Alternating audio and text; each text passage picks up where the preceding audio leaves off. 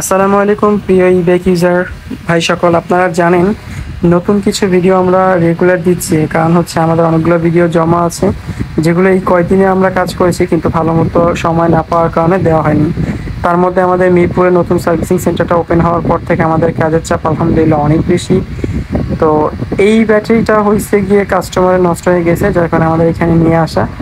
এইটা যখন নষ্ট হয়েছে তখন উনি মাইলেজ পাইতো, যা এখন আর তা পাইতেছে না।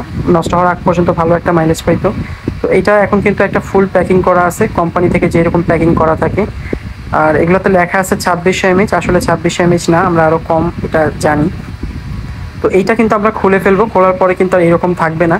এর কারণ হচ্ছে কোম্পানি থেকে যেরকম বাই ডিফল্ট বিল্ড করা হয় ওইরকম কিন্তু আসলে আমাদের দেশে ওইরকম মেশিনারি নাই, বা আসলে চাইলেও সম্ভব না। আমাদের এখানেও দামি স্পট মেশিন আছে আলহামদুলিল্লাহ, যেটার দাম প্রায় 1 থেকে 1.5 লক্ষ টাকার উপরে, কিন্তু ওইটা আমরা ইউজ করি না। এর অনেকগুলো কারণ আছে, ইনশাল্লাহ ওইটা নিয়ে একটা ভিডিও সামনে করব।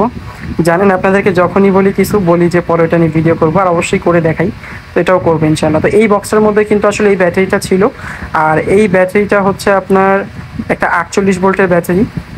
ঠিক আছে, তো আমরা এটা এখন খুলবো। খোলার পরে যেই ব্যাটারিগুলো এখান থেকে সমস্যা ওগুলোকে রিপ্লেস করে আমরা আমাদের যে মেকানিজম আছে সেই হিসাবে এটাকে আবার নতুন করে আমরা রিপেয়ার করব।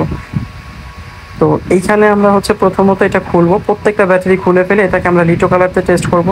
ব্যাটারিগুলোর লাইফ সাইকেল কীরকম ভালো আছে, এমএইচ কীরকম আছে। ভোল্টেজ তো আপনারা সবাই জানেন, সাধারণত ভোল্টেজ সবসময় থাকে, ভোল্টেজটা তেমন একটা ডাউন হয় না।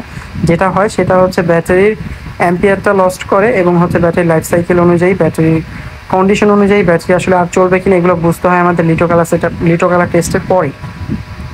তো কথা না বাড়াই এখানে আপনাদের শর্টে একটু বলি যে এইগুলো আমরা খুলতেছি, এর কারণ হচ্ছে না খুলেও কিন্তু চেক করা যায়, কিন্তু না খুলে আসলে ইমব্যালেন্স হলে শুধুমাত্র সেটা চেক করা যায়, এর বাইরে কিন্তু চেক করা যায় না। আপনারা জানেন এটা, যে এর বাইরে যদি চেক করে দেওয়া হয় সেটা হচ্ছে জাস্ট ভন্ডামি। উপর থেকে চেক করে আপনাকে বলা হবে ভালো আছে, এই আছে সে আছে, জাস্ট একটু ইমব্যালেন্স থাকলে ব্যালেন্স করে আবার দিয়ে দেওয়া। তাতে হয়তো আপনি সাময়িক সময়ের জন্য কিছুটা মাইলেজ ভালো পাবেন, কিন্তু সব সময়ের জন্য কখনোই না। তো আমরা যেটা করি, ফুল খুলে আবার নতুন করে অ্যাসেম্বল করে দিই। তো এই যে আমরা এখানে আমাদের কাজ শেষ হওয়ার পরে আমরা আমাদের যে মেকানিজম আছে, যেটা আমাদের স্পট মেশিন আছে আপাতত, সেটা দিয়ে স্পট করার পরে কিছুটা এরকম হয়।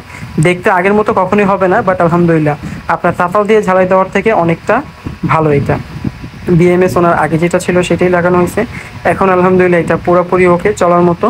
এবং এটা এখন আগে যেরকম মাইলেজ পাইতো ঠিক ততটাই মাইলেজ পাবে। এর কারণ হচ্ছে এখান থেকে কোনো ব্যাটারি আমরা কমাই নেই, যেমন ছিল ঠিক তেমনই রেখেছি।